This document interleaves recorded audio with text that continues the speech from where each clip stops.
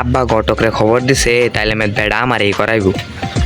কি আর বিয়া বেটা আমি করাম ঘটক আমি লাগে একটা মাতি দাও।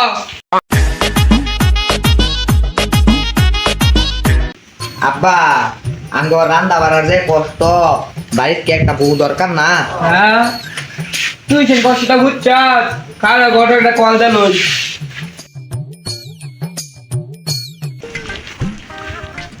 সরকার এখন দিল।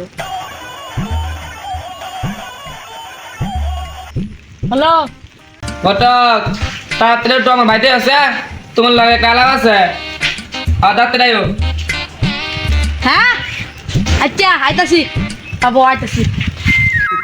আব্বা ঘটকরে খবর দিছে তাইলে মেদ বেড়া আমার এই করাইব।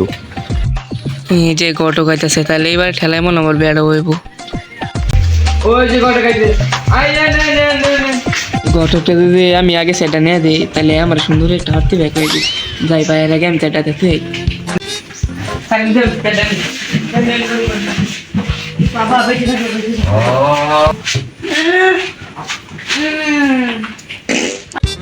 ঘটক কত বাদে রে বাদে লাগে ঘটক কি সেরা রে এই ইজ্জতটা কাঞ্চার হয়ে গেল সামনে রে। মাকো সাহেব চলে রাখি শুন। শুধু লাগে একটা মাতি দাও আছে হ্যাঁ একটা বাতি তার মানে আব্বা আমার এই বেড়া করাইব। হ্যাঁ একটা পাচ্ছি আবার মনে হয় তাহলে বেড়া আমাকে করাই। মাকো সাহেব তুলা ধনের দুই রিয়া এক পতি দা কি করবাই কারে করে ভাই বড় ডালে না ছুটতে আব্বা বেড়া তাহলে আমার এই করাই দেও আমি বড়। না না হ্যাঁ রে না হ্যাঁ অনেক চলো আমার গলায় দাও আমি কাম করে ঘুরে খাওয়াই পাই। কি আর বিয়া বেটা আমি করাম ঘটক আমি লাগে একটা মাতি দাও।